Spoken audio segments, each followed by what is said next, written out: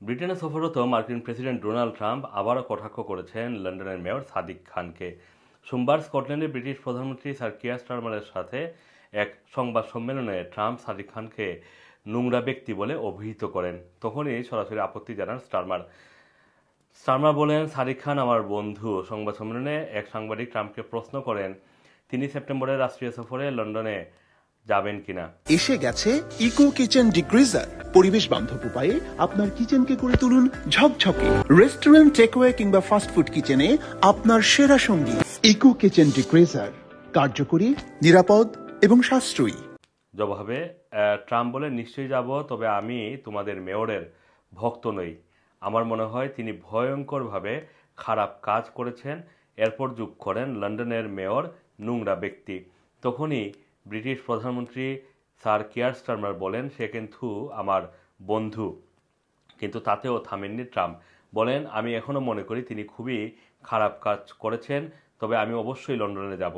মার্কিন president Trump এবং London mayor Sadiq খানের মধ্যে শত্রুতা অনেক পুরাতন। দুজনেই যথাক্রমে রিপাবলিকান এবং লেবার পার্টির রাজনীতিক।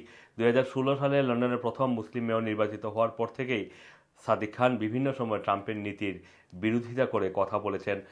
বিশেষ করে মুসলিম দেশগুলোর নাগরিকদের উপরে ট্রাম্পের যেই ভ্রমণ নিষেধাজ্ঞা, সেটা নিয়ে তিনি প্রকাশ্যেই সমালোচনা করেন। তখন ট্রাম্প তাকে সন্ত্রাসবাদের বিরুদ্ধে ব্যর্থ, তারপর স্টোন কোল্ড লুজার এবং ভীষণ বোকা বলে আক্রমণ করেছিলেন। 2024 সালে মার্কিন প্রেসিডেন্ট নির্বাচনের আগে একটি পডকাস্টে সাদিক খান বলেন, ট্রাম্প তাকে নিশানা করেছেন তার চামড়ার রং এবং ধর্ম বিশ্বাসের কারণে।